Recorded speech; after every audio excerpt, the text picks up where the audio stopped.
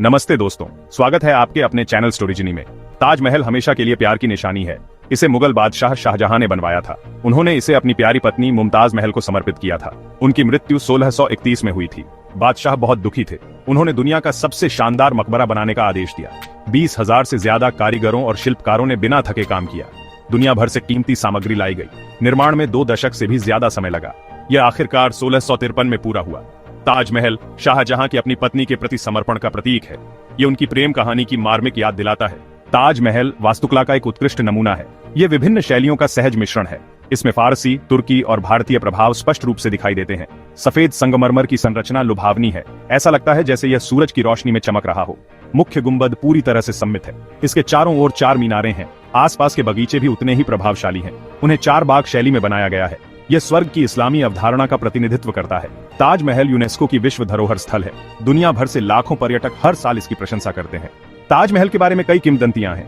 एक प्रचलित कहानी यह दावा करती है कि शाहजहां ने कारीगरों के हाथ काटने का आदेश दिया था। ऐसा इसलिए किया गया ताकि कोई भी इसकी सुंदरता की अनकील न कर सके।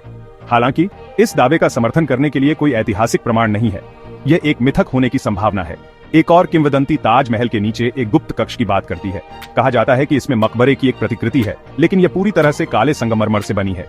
जबकि इस तरह के कक्ष के अस्तित्व की पुष्टि नहीं हुई है। यह स्मारक के आकर्षण को और बढ़ाता है। ताजमहल रहस्य की जगह है।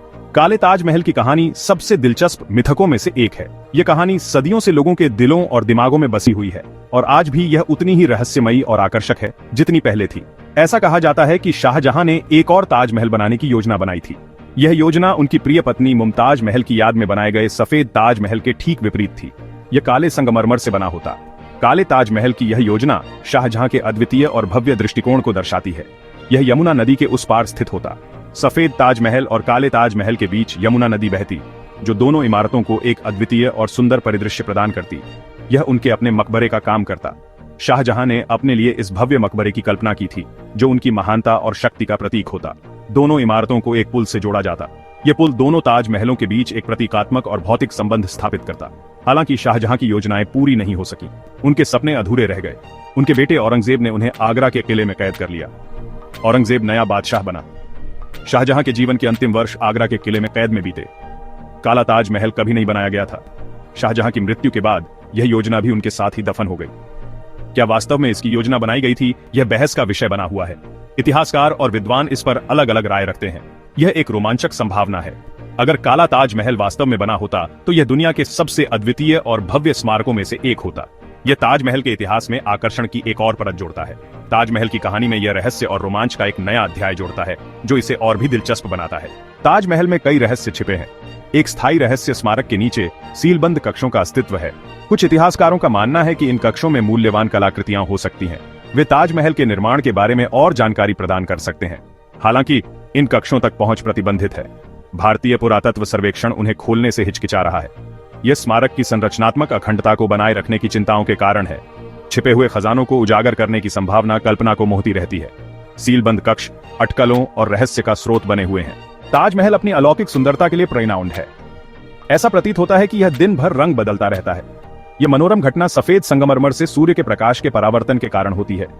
भोर में ताजमहल एक नरम गुलाबी रंग का हो जाता है। जैसे जैसे सूरज ऊपर उठता है, यह चमकदार सफेद रंग में बदल जाता है। सूर्यास्त के समय स्मारक गर्म सुनहरी रोशनी से चमकता है। अंधेरे के बाद चांदनी के नीचे यह एक रहस्यमय चांदी जैसा रूप धारण कर लेता है। ये लुभावने परिवर्तन ताजमहल के आकर्षण को और बढ़ाते हैं। वे इसे वास्तव में अविस्मरणीय दृश्य बनाते हैं। जबकि ताजमहल को व्यापक रूप से मुगल मकबरे के रूप में पहचाना जाता है, ऐसे विवादास्पद दावे किए गए हैं कि यह मूल रूप से तेजो महालय नामक एक हिंदू मंदिर था। इस सिद्धांत के समर्थक कुछ स्थापत्य तत्वों की ओर इशारा करते हैं। उनका मानना है कि ये हिंदू मंदिर की डिजाइन से मिलते जुलते हैं। हालांकि इस सिद्धांत में विश्वसनीय ऐतिहासिक साक्ष्य का अभाव है। अधिकांश इतिहासकार और पुरातत्वविद इसे खारिज करते हैं। उनका मानना है कि ताजमहल की कल्पना और निर्माण एक मुस्लिम मकबरे के रूप में किया गया था। बहस चर्चा को जन्म देती रहती है। यह ताजमहल की उत्पत्ति के साथ स्थायी आकर्षण पर प्रकाश डालता है। ताजमहल का केंद्रीय गुंबद न केवल इंजीनियरिंग का चमत्कार है, बल्कि इसमें अद्वितीय ध्वनिक गुण भी हैं। यह गुंबद, जो सफेद संगमरमर से बना है, अपने आप में एक वास्तुशिल्प कृति है। इसकी ऊंचाई और संरचना इसे एक अद्वितीय ध्वनिक अनुभव प्रदान करती है। ऐसा कहा जाता है कि गुंबद के नीचे उत्पन्न होने वाली कोई भी ध्वनि कई गुना बढ़ जाती है। यह ध्वनि तरंगें गुंबद की दीवारों से टकराकर वापस आती हैं, जिससे एक अद्वितीय प्रतिध्वनि उत्पन्न होती है। यह प्रतिध्वनि इतनी स्पष्ट और गूंजती है कि यह सुनने वाले को मंत्रमुग्ध कर देती है। यह एक अलौकिक प्रतिध्वनि पैदा करता है जो पूरे कक्ष में गूंजती है। इस प्रतिध्वनि का प्रभाव इतना गहरा है कि यह सुनने वाले को एक अलग ही दुनिया में ले जाता है। यह ध्वनि का जादू है जो ताजमहल के इस गुंबद को और भी रहस्यमय बनाता है। किंवदंती है कि शाहजहां ने इस ध्वनिक घटना का उपयोग अपने लाभ के लिए किया था। वह इस ध्वनिक गुण का उपयोग अपने निजी ध्यान और प्रार्थना के समय करते थे। यह कहा जाता है कि वह गुंबद के नीचे खड़े होकर कुरान की आयतें फुसफुसाते थे। वह गुंबद के नीचे कुरान की आयतें फुसफुसाते थे। उनकी फुसफुसाहटें गुंबद की दीवारों से टकराकर पूरे मकबरे में गूंजती थीं। यह ध्वनि इतनी गूंजती थी कि यह सुनने वाले को एक दिव्य अनुभव का एहसास कराती थी। इसके बाद ध्वनि पूरे मकबरे में फैल जाती थी। यह ध्वनि तरंगे मकबरे के हर कोने में पहुंचती थीं, जिससे एक भूतिया और सुंदर प्रभाव पैदा होता था। यह प्रभाव इतना अद्वितीय था कि इसे सुनने वाले इसे कभी नहीं भूल पाते थे। इससे एक भूतिया और सुंदर प्रभाव पैदा हुआ। यह प्रभाव इतना गहरा था कि यह सुनने वाले को एक अलग ही दुनिया में ले जाता था। यह ध्वनि का जादू था जो ताजमहल के इस गुंबद को और भी रहस्यमय बनाता था। यह सच है या सिर्फ एक किंवदंती, यह अज्ञात है। लेकिन इस ध्वनिक घटना के बारे में कई कहानियां और मिथक प्रचलित हैं।